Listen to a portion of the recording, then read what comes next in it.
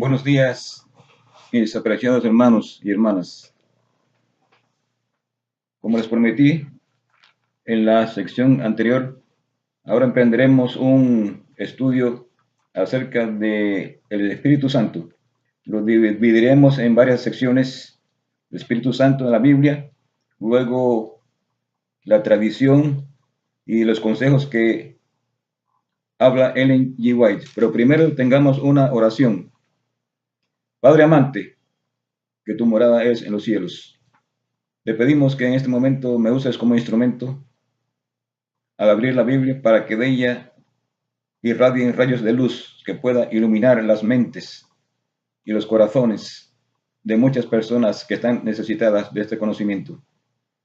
Que esta luz penetre en sus mentes y de las tinieblas resplandezca la luz de tu verdad en sus mentes y puedan llevarlos a una verdadera comprensión de quién eres tú.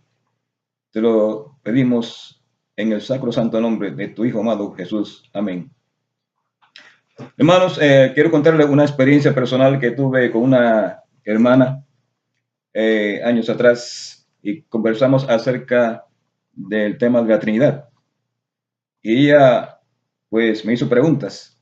Y yo le dije, hermana, ¿por qué no abrimos la Biblia en Primera de Corintios, capítulo 15, versos 24 al 28? Y le dije, vea conmigo, hermana.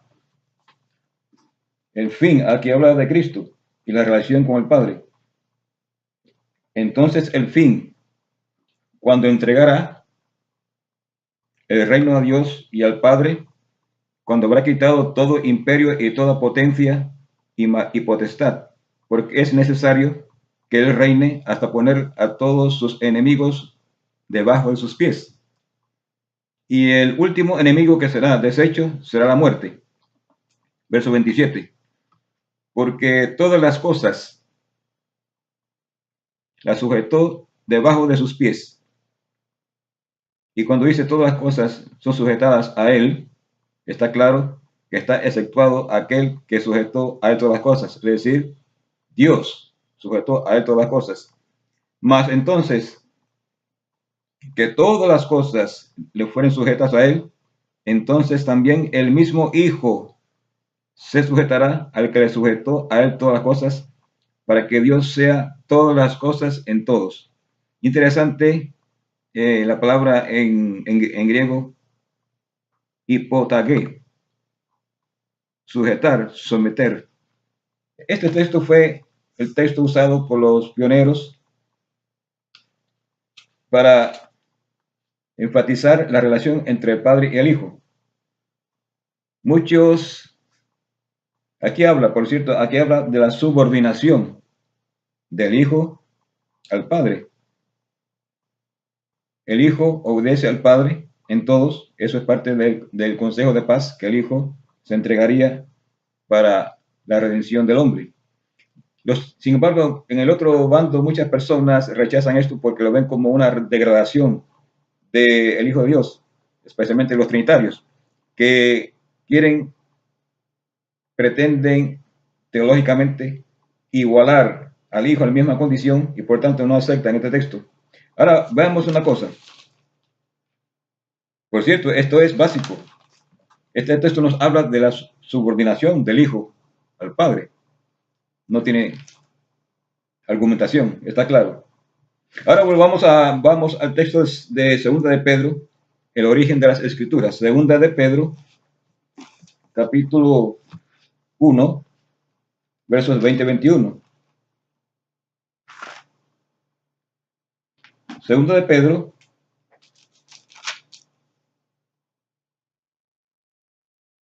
capítulo 1, versos 20-21, dice, entendiendo esto, que ninguna profecía es de interpretación particular, porque la profecía no fue en los tiempos pasados traída por voluntad humana, ¿ok?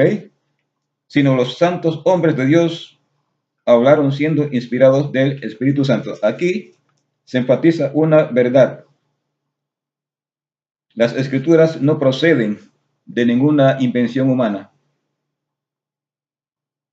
Procede de la misma voluntad de Dios. Los santos hombres de Dios hablaron y escribieron, siendo inspirados por el Espíritu Santo. Así que el Espíritu, y vamos ahora a 1 de Pedro.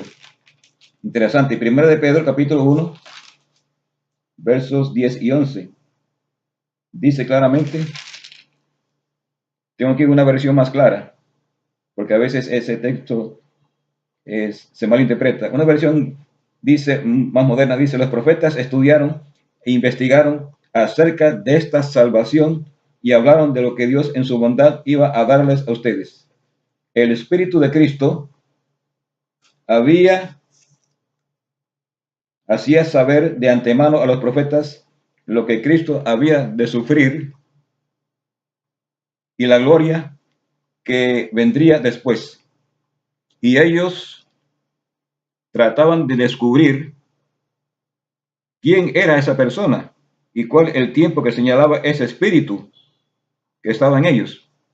Así que habla que fue el Espíritu de Cristo el que inspiró a los profetas y maestros del Antiguo Testamento a escribir. Notemos lo que dice Ellen G. White al respecto.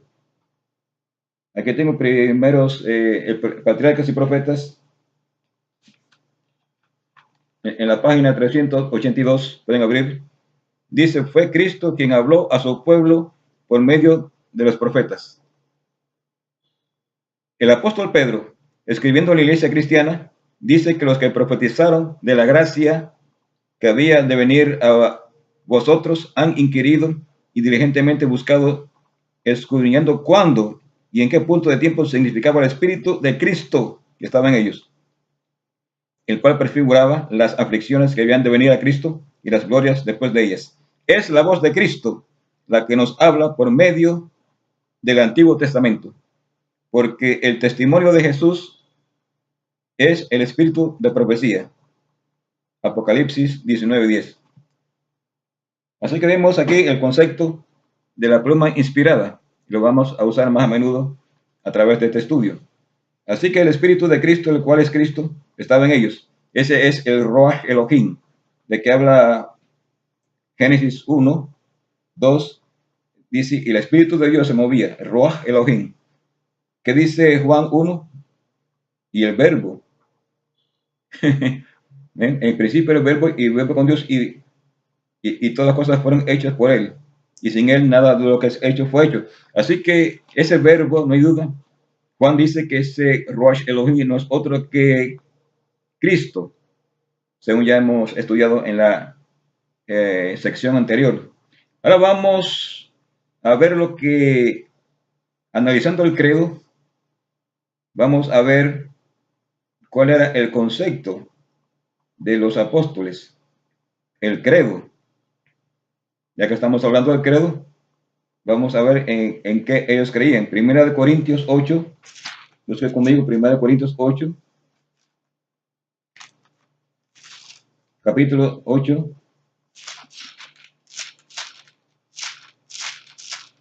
versos 5 al 7. Ya lo hemos estudiado en la sección anterior, pero quiero enfatizarlo porque tiene que ver con el estudio. Este es, como podemos ver, esto es una declaración de creencias. Es un, llamamos, vamos a decirlo, credo. Dice aquí claramente, porque aunque haya algunos que se llamen dioses en el cielo o en la tierra, como hay muchos dioses y muchos señores, es decir, que aquí Pablo está hablando de que hay muchos dioses, muchos señores, paganismo. Nosotros, empero, observen esto, nosotros acá, dice él, nosotros en plural, él y todos los cristianos de su generación, no tenemos más que un solo Dios. Interesante.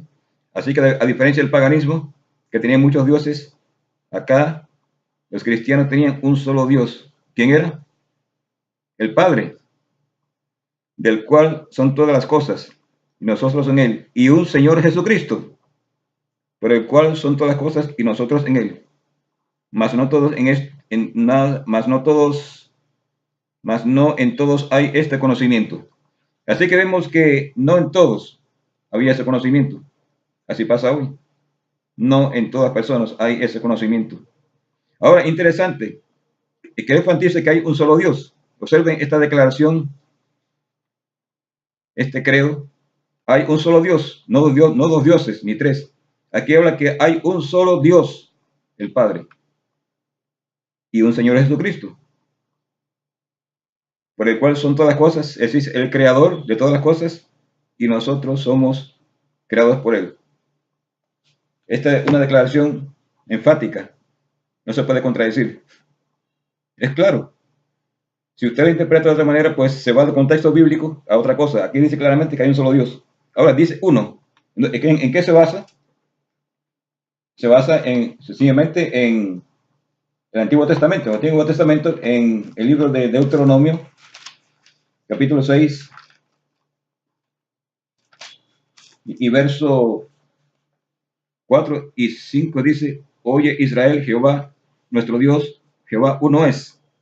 Sheme Israel, Jehová Eloheinu, Yahweh Ahad, que lo estudiamos en la sección anterior.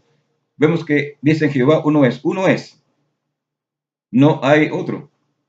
Es decir, cuando dice uno, es uno. Ahora la Trinidad dice que uno es una pluralidad de unidad en tres, pero tres son uno. Es un arreglo posterior en el siglo IV que no corresponde al concepto de los hebreos, que era un concepto práctico, pragmático, simple. Esto es esto. Yo te digo esto, yo te digo esto y haz esto.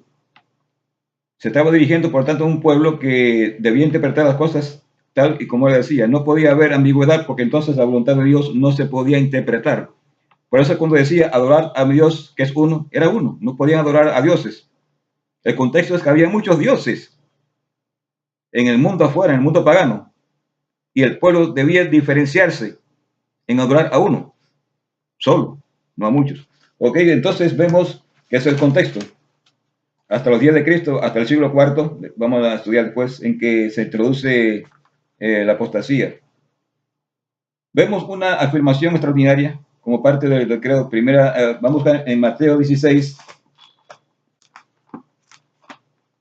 En Mateo 16, capítulos 13 al 17, versos 13 al 17, allí se produce una gran verdad. Cristo le pregunta a los discípulos: ¿quiénes ustedes creen que soy? ¿Eh? Entonces, unos dicen: tú eres Elías, otros Jeremías, Juan el Bautista, y él les dice: ¿y ustedes quién dicen ustedes que yo soy?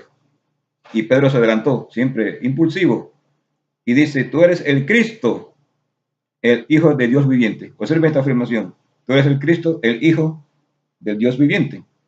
Entonces respondió Pedro, respondió Jesús, le dijo: bienaventurado eres Simón, hijo de Jona, Simón Bar Jona, porque no te lo reveló carne ni sangre, mas mi Padre que está en los cielos. Así que esta revelación de Cristo, el Hijo de Dios, procede únicamente de una revelación directamente del Padre. Interesante. Esto es parte de lo que podemos llamar el credo apostólico en los días de Cristo. Era lo que ellos creían y sustentaban. Cristo, el Hijo de Dios. Esta frase se repite continuamente: Cristo, el Hijo de Dios. Ahora, continuando este recorrido, vamos a entrar ahora de lleno en el credo católico, de tradición papal. Ya los discípulos habían muerto, ya aquella generación se había extinguido, entró la apostasía en la iglesia y estamos en el siglo IV bajo el emperador Constantino el Grande, año 325. En el año 325 surge la apostasía.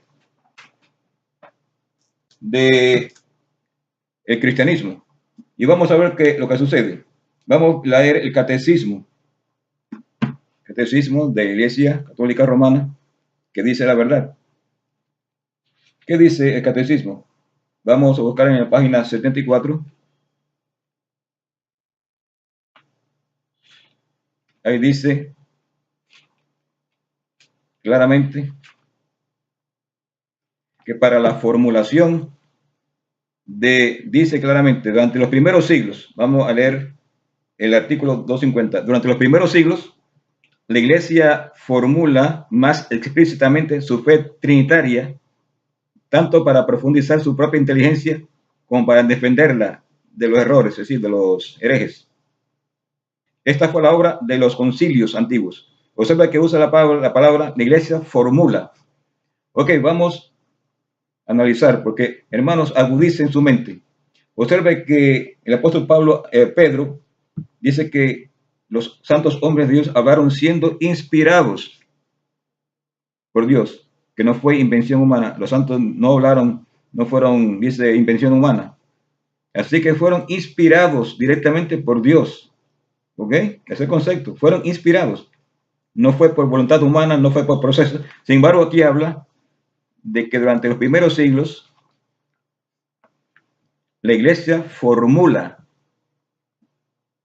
su fe trinitaria a través de los concilios. Observen la palabra formular. Formular es un proceso, una fórmula. Es algo elaborado que se hace para lograr un producto. Y la Trinidad fue formulada, no fue inspirada. Aquí lo dice. La Iglesia formula. ¿Quién la formula? La Iglesia. Pueden buscar el que tenga catecismo en el artículo 250. Puede tener otras diferentes impresiones, pero es el artículo 250, donde en los primeros siglos la Iglesia formula su fe trinitaria. Esta fue la obra de los concilios, ayudados por el trabajo teológico, ya estamos en teología, de los padres de la Iglesia y sostenidos por el sentido de la fe. Ahora, en el artículo 251, la misma página, para la formulación del dogma de la Trinidad, la Iglesia debió crear una terminología propia con ayuda de nociones de origen filosófico.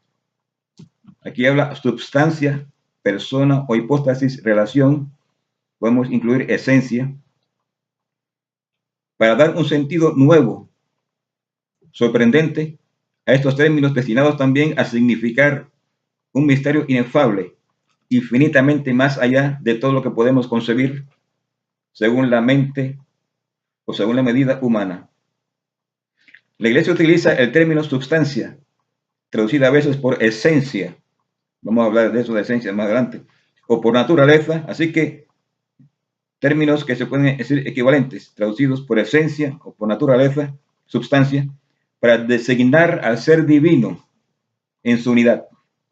El término persona o hipóstasis para designar al Padre, al Hijo y al Espíritu Santo en su distinción real entre sí.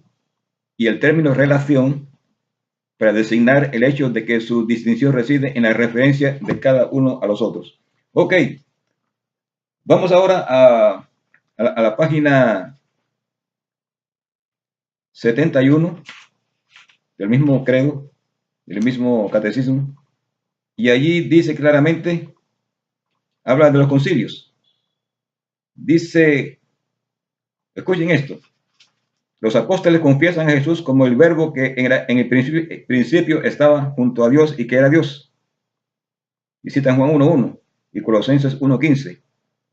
Y después dice aquí, después de ellos, noten esto, después de ellos, siguiendo la tradición apostólica, ya estamos entrando en la tradición apostólica, la Iglesia confesó en el año 325 después de Cristo, en el primer concilio ecuménico de Nicea, que el Hijo es consustancial al Padre, es decir, un solo Dios con él.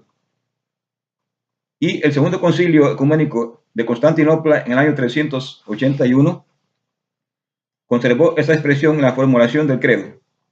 Porque lo que ocurrió en el año 325, se preocupaba solamente de la naturaleza del Hijo de Dios. Y allí se consumó la apostasía, que no era la creencia de los apóstoles, pero que ya están buscando una igualdad, de acuerdo a conceptos teológicos que lo vamos a analizar después. Y aquí se consumó la hipótesis de que el Hijo era de la misma esencia, homoousion del Hijo con el Padre, la misma sustancia. Así que aquí se iguala al Hijo igual que al Padre y se llama, por tanto, eleva a Dios Hijo. Pero termina con una referencia simple y creemos en el Espíritu Santo. No se definió. La naturaleza del Espíritu Santo se definió en el Segundo Concilio de Constantinopla en el año 381, años después. Y ahí en ese concilio es que se define la naturaleza del Espíritu Santo como la tercera persona en la Trinidad. Y allí se dice es el Espíritu Santo de la misma sustancia y esencia que el Padre y el Hijo. ¿Ok? Eso es importante. En la página 72, ahí lo dice. La fe apostólica relativa al Espíritu fue confesada en el Concilio Ecuménico en el año 381. Dice, creemos en el Espíritu Santo, Señor y dador de vida, que procede del Padre. Pero la cosa no termina allí. ¿Ok? La cosa no termina allí. Había que buscar entonces la relación de el Espíritu Santo, y es lo que le llama el filioque. El artículo de la página 72 continúa, la tradición latina del credo confiesa que el Espíritu procede del Padre y del Hijo, en latín filioque. El Concilio de Florencia, en el año 1438, siglos después del Concilio de Nicea y de Constantinopla, Concilio de Florencia, márquenlo, año 1438, confiesa lo siguiente: el Espíritu Santo tiene su esencia y su ser a la vez del Padre y del Hijo y procede eternamente tanto del uno como del otro, como de un solo principio y por una sola aspiración. Conceptos filosóficos.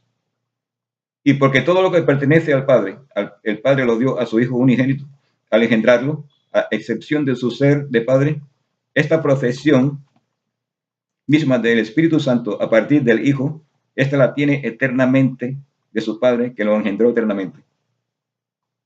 Así que esta afirmación de filioque no figuraba en el símbolo del año 381 y tuvieron que acudir a otro concilio ecuménico, a otra reunión de la Iglesia Católica, para poder definir bajo términos filosóficos la naturaleza del Espíritu Santo. Ok, vamos a continuar nuestro estudio.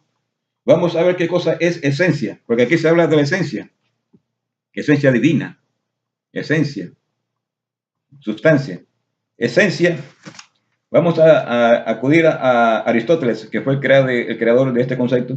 Aristóteles, cuando murió, él dejó una serie de estudios llamados metafísica. Él creó el estudio de la física.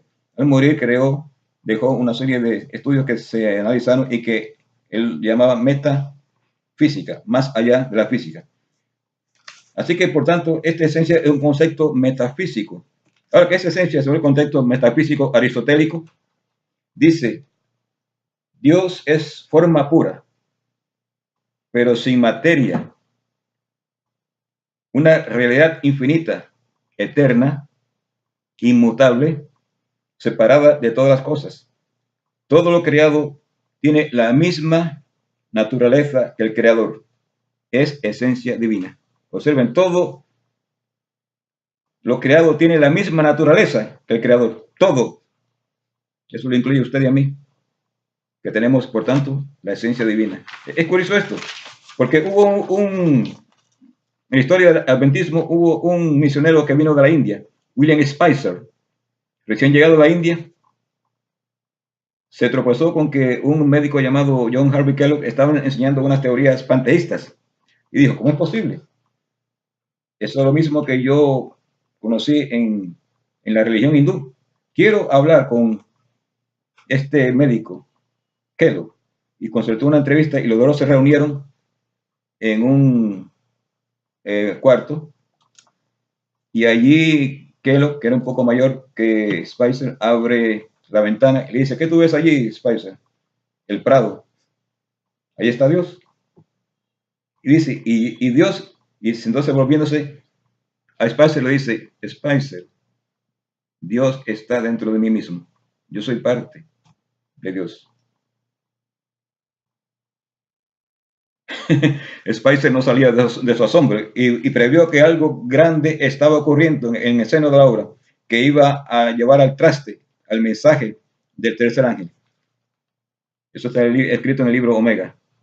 Ok, entonces, hermanos, Dios, ¿qué cosa es Dios? Una esencia que permea todo el universo, que compenetra todo. Lea Daniel 7, 9, 10. Allí, para resumir, ¿qué nos describe Daniel 7, 9? Una imagen de el Dios, un señor de grande edad. El juez se sentó y los libros se abrieron. Dice que millones y millones se reunían y estaban delante de él. Millones y millones le servían y millones lo asistían. Ese es el Dios eterno. Observe que el Dios eterno estaba en un juicio, estaba rodeado de ángeles. Interesante lo que dice Ellen G. White en el juicio investigador, en página 533, en su libro Conflicto de los siglos. Ella comenta al respecto. Dice que esta visión del profeta allí, que millares y millares y millones de santos ángeles, como ministros y testigos, asisten en este gran tribunal, en este gran juicio. Así que asisten.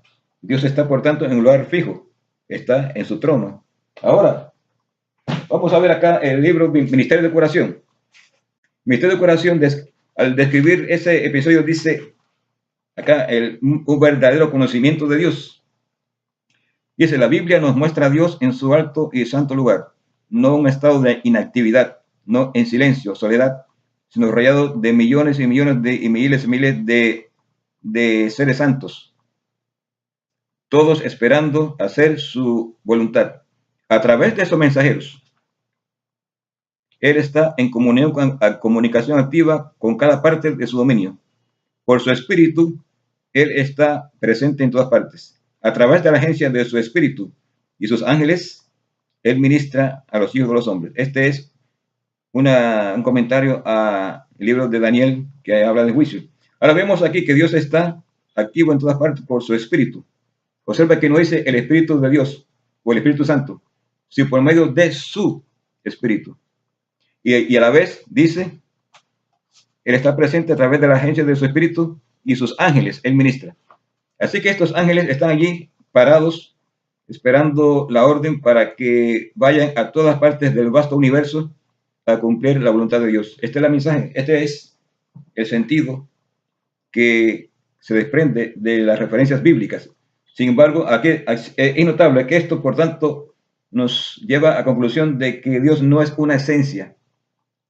De esto vamos a hablar después en la creencia de los adventistas, en 28 creencias. Dios no es, por tanto, una esencia que penetra todo el ambiente y que permea todo. Ese no es el mensaje que la Biblia nos entrega. La Biblia nos entrega otro mensaje. Vamos a buscar en testimonio número 8, si tienen testimonio. Número 8.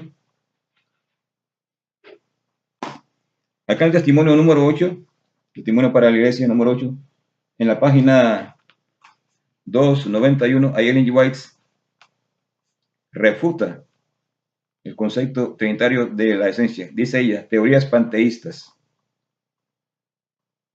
Dice, ya está viniendo entre nuestro pueblo enseñanzas espiritualistas que minarán la fe de aquellos que escuchen y presten atención. La teoría de que Dios es una esencia que pervea toda la naturaleza es el engaño más sutil de Satanás.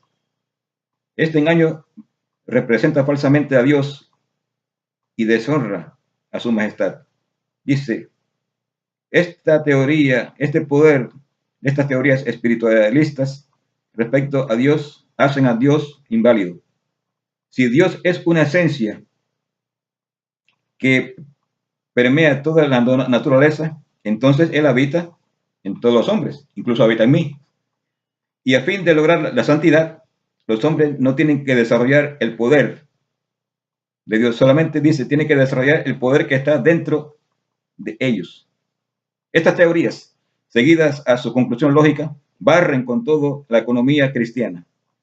Ellas deshacen la necesidad de una expiación interesante y hacen al hombre su propio salvador.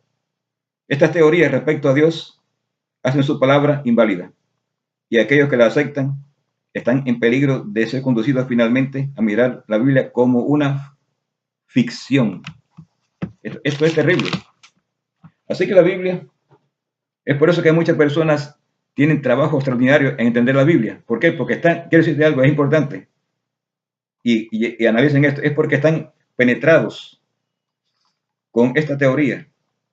De tal modo que ellos, por supuesto, no la han estudiado. Así que, hermanos, revisen este estudio, porque este estudio es un estudio sui generis, algo extraordinario que yo no lo he visto en todos mis años de miembro de iglesia. No he visto que nadie se haya atrevido a hablar sobre esto, no le conviene. Sin embargo, aquí vemos que existen evidencias extraordinarias, tanto de la pluma inspirada como de la Biblia, que indican que la Trinidad no es inspirada. Sí, es inspirada por Dios, pero no inspirada por Dios, sino inspirada por el enemigo de las almas. Interesante esto. Ahora, esto para ahorrar tiempo,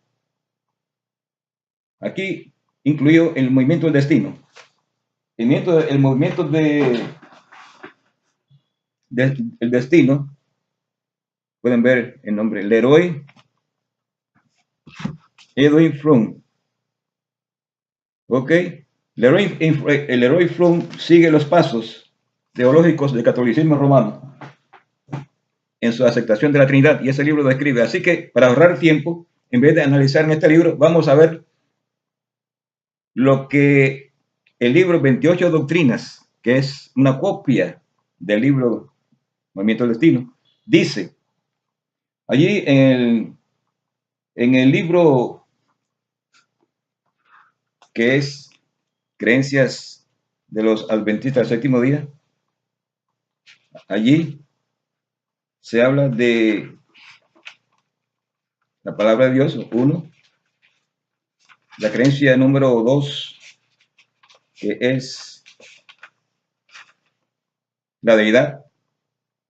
Ellos no le llaman Trinidad, sino deidad.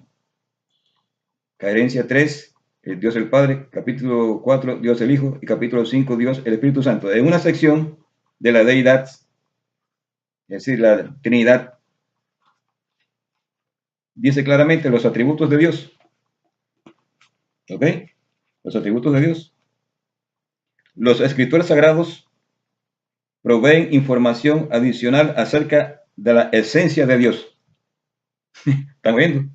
Así que la iglesia de la creencia de los adventistas, la deidad, reproduce fielmente el credo católico romano, que es la teología católica romana de la Trinidad. Los escritores sagrados proveen información acerca de la esencia de Dios, un Dios que permea toda la naturaleza, como ya estudiamos, a través de sus testimonios relativos a los atributos divinos, tanto que son comunicables como los incomunicables. Dios es omnipresente, y usan Salmo, una mala interpretación, porque Salmo no quiere decir que Dios está en todas partes, que está esencia divina en toda la naturaleza. Y citan Salmo 139, 7 al 12 y Hebreos 4, 13, por lo cual trasciende toda limitación de espacio. Esa es la conclusión. Por cierto, eso es, como dijimos, concepto metafísico de Aristóteles, la metafísica, de que Dios está en todas partes, por tanto, trasciende. ¿Qué es espacio? Todo lo que nos rodea. Decir que Dios está en todas partes, eso sería. Indica que no está en un lugar específico, sino que está en todas partes al mismo tiempo. Eso es politeísmo. No obstante, se halla enteramente presente en cada parte del espacio. Y citan aquí, dice, es eterno, y citan Salmo 92, Apocalipsis 1:8. Así que está presente en cada parte del espacio, indica que no tiene límites. Usted no lo ve, pero Dios está aquí. Porque está en cada parte del espacio. Aquí. El espacio es todo lo que me rodea. Por tanto, Dios está aquí. Tiene que estar. Yo no lo veo, pero tiene que estar porque es una sustancia. Es una sustancia. Dice Aristóteles claramente, no se puede ver una forma pura sin materia. No es materia. Por tanto, es una forma pura, una esencia pura. Excede los límites del tiempo. Otro concepto. Excede los límites del tiempo. No hay tiempo. Y sin embargo se halla plenamente presente en cada momento del tiempo. Así que este es un concepto filosófico. Estudien la deidad, creencias fundamentales. Adventista del séptimo día. Creencia número 2, la deidad. Subtítulo, los atributos de Dios. Se halla presente en cada momento del tiempo. Increíble. Ahora, en la página, en la misma capítulo de la deidad, se dice, no hay distancia entre las personas del Dios triuno. No hay distancia. Entre usted y yo hay distancia. Entre ellos no. ¿Cómo usted lo concibe? No se puede concebir. Es metafísico. No hay distancia entre las personas del Dios triuno. Todas son divinas. Y sin embargo, comparten sus cualidades y sus poderes divinos. En las organizaciones humanas, la autoridad final descansa sobre una persona. Un presidente, un rey o un primer ministro. En la deidad, que es la Trinidad, la autoridad final reside en sus tres miembros. Todos ellos son iguales. Eso es lo que dice la Biblia. Lea Zacarías 6, 12 y 13. ¿Qué dice? El concilio de paz habrá entre ellos dos. Y los consejos de paz están abiertos al Hijo. Observe que allí la autoridad final la tiene Dios el Padre. De tal manera Dios al mundo que envió al Hijo. Así que el Padre envió, el Hijo es enviado. Eso contradice la Trinidad. En la Trinidad no se puede enviar a nadie. No puede un Dios enviar a otro. Por tanto, ellos tienen dificultades y hacen ciertos arreglos. Es más, de ellos desacreditan este texto. Yo quisiera analizarlo después. Este texto del concepto de monogenes de Juan 3:16, que ellos desacreditan absolutamente, y eso es lo que habla claramente Derek Fromm en su libro. Él desacredita completamente esa palabra que está escrita y fue dicha originalmente, monogenes, unigénito Hijo de Dios. Ellos desechan completamente esa teoría porque contradice el dogma de que son tres iguales. Ok, vamos a continuar. Así que, hermanos, este es el concepto que yo quería traerles. Vamos a ver lo que dice el catecismo. En la página 69, vamos a ver, de la Trinidad. Y esto se aplica aquí, a los adventistas del séptimo día. Vamos a ver lo que dice de la Trinidad y vamos a compararlo con las 28 doctrinas. Vamos a ver, dice claramente el catecismo en la página 69, que es el artículo 234, el misterio de la Santísima Trinidad es el misterio central de la fe y de la vida cristiana. Es el misterio de Dios en sí mismo. Es, pues, la fuente de todos los otros misterios de la fe. Su luz es la luz que los ilumina. Es la enseñanza más fundamental y esencial en la jerarquía de las verdades de fe.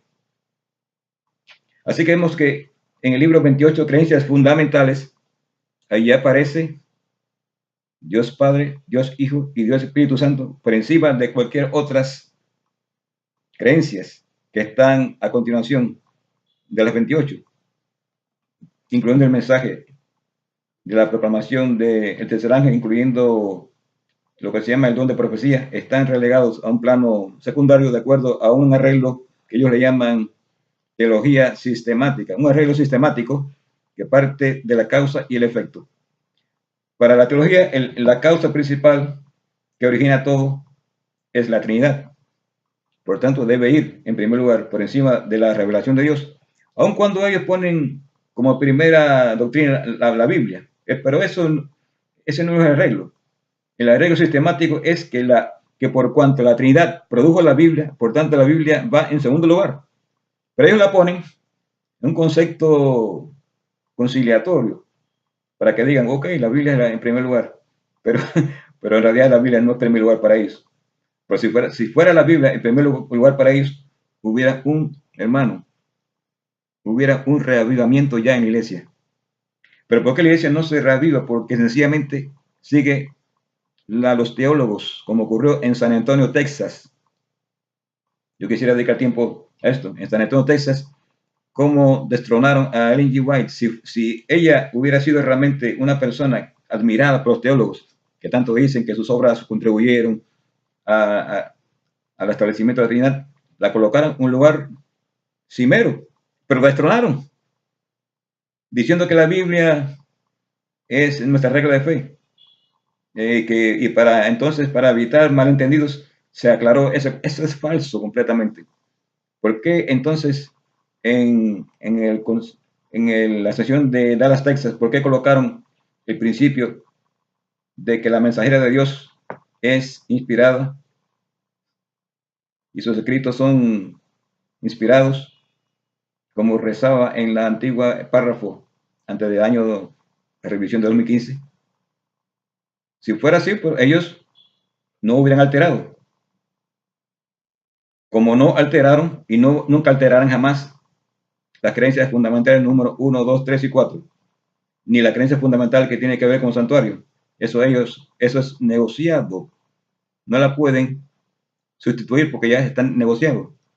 Pero el don de profecía no está negociado. Ellos no estiman eso en gran valor. Ellos estiman en gran valor su teología. Esa es la verdad que le estoy diciendo, que usted tiene que analizarla, si es honrado y honesto. Ese es el problema de por qué hay tanto problema en la iglesia, porque la teología se ha entronizado dentro de la iglesia. Los miembros están cautivos en cuerpo y alma de esta teología que oscurece la palabra de Dios. Dice claramente, toda la historia, así que es la enseñanza, el misterio de la Trinidad es la enseñanza más fundamental y esencial en la jerarquía de la verdad de fe. Toda la historia de la salvación no es otra cosa que la historia del camino y los medios por los cuales el Dios verdadero y único, Padre, Hijo y Espíritu Santo, se revela, reconcilia consigo a los hombres apartados por el pecado y se une con ellos. Así que este es el concepto que hemos explicado de la Trinidad. Y vemos cómo este agente ecuménico de Roy Fromm, en su libro El movimiento del destino, fue comisionado por no otro que presidente de la Conferencia General Arthur Rowe Daniels, para que hiciera el trabajo de introducir la Trinidad. Por supuesto, ya estaba el concepto del Padre y el Hijo, así que él se ocupó de la naturaleza del Espíritu Santo, que fue el tema que él batalló y lo obtuvo, como dijimos anteriormente, de teólogos de evangélicos de la Gran Babilonia, porque no encontró ninguna evidencia ni en los escritos de Ellen G. White ni de los pioneros respecto a lo que él estaba buscando. Él no estaba buscando la naturaleza transformadora, la obra regeneradora del Espíritu Santo en el corazón. No estaba buscando el agente que convertía a las almas. Eso no le interesaba. Lo que estaba buscando es temas teológicos, una evidencia de una tercera persona de la Trinidad que lo obtuvo de los agentes teológicos evangélicos para introducirlo dentro de la iglesia. Y lo introdujo en su libro que se llama La venida del Consolador.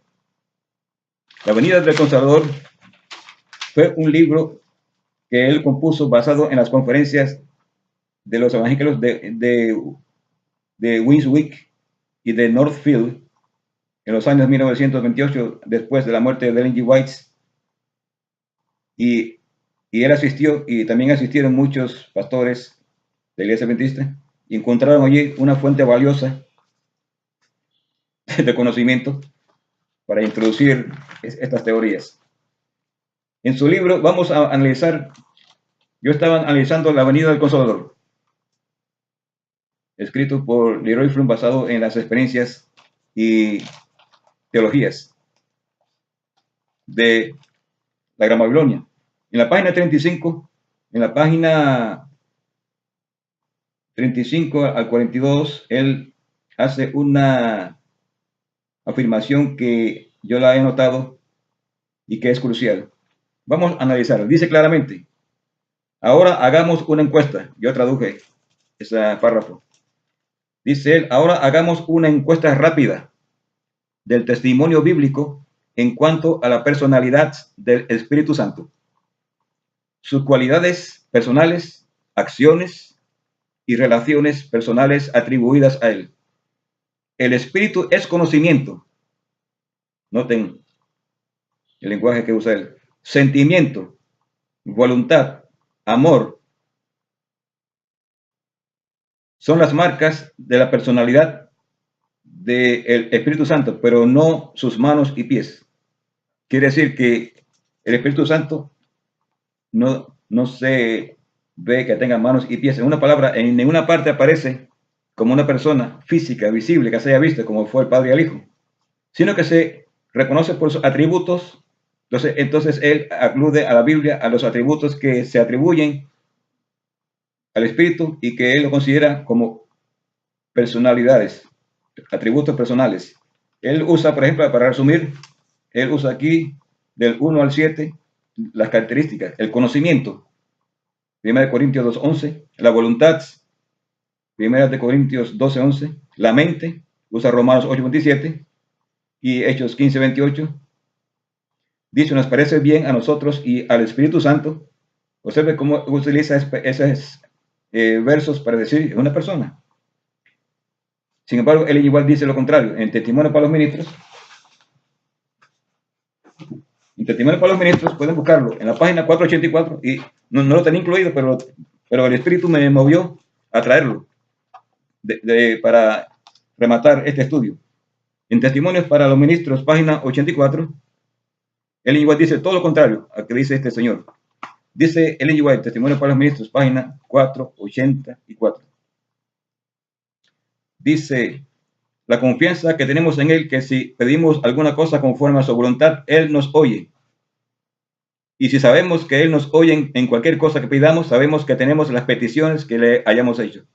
Dios ha designado a los ángeles que hacen su voluntad para que respondan las oraciones de los mansos en la tierra, y para que guíen a sus ministros con consejo y juicio. Los agentes celestiales tratan continuamente de impartir gracia, poder y consejo, como pasó en el Pentecostés. Esa fue la obra del Espíritu Santo, pero que fue el ministerio. El Espíritu Santo, como hemos estudiado, es un símbolo del ministerio de los ángeles. Y dice claramente Ellen G. White: los ángeles celestiales tratan continuamente de impartir gracia, poder, ¿eh?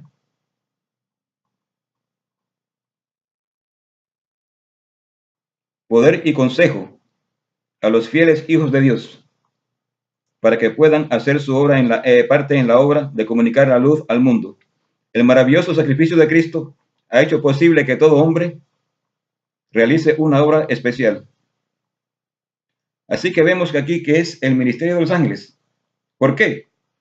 No sé si usted ha entendido. Dios está en un sitial, un lugar. Allí está.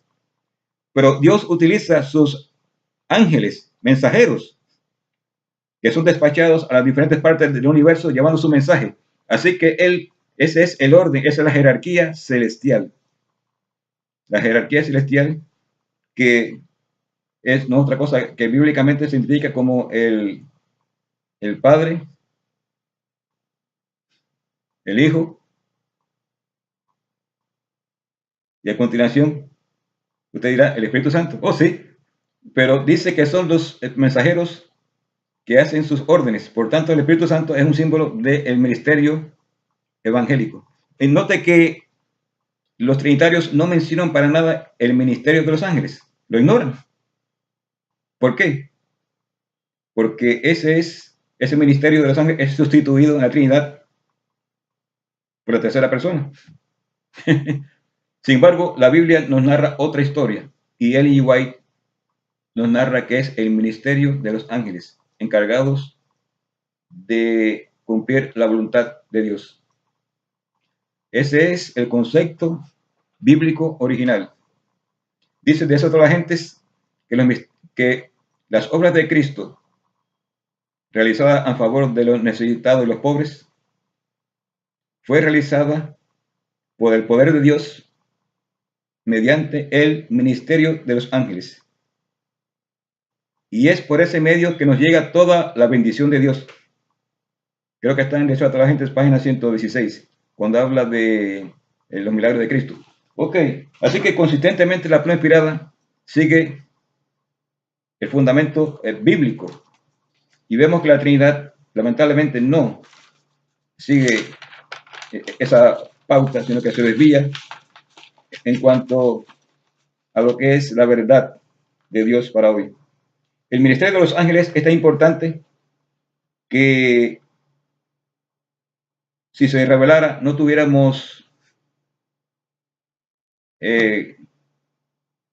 poder para resistirlo, caeríamos como muertos. Por eso es que los ángeles actúan veladamente. Esa es la labor de ellos, actuar en el corazón. Son seres encargados de esa labor. Están investidos del poder de Dios.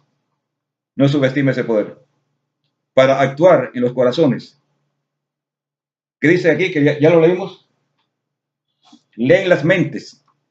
Transmiten nuestras oraciones. Y las llevan al trono de Dios. Dios ha designado a los ángeles que hacen su voluntad para que respondan las oraciones de los mansos de la tierra. Eso. Y que guíen a sus ministros con consejo y juicio.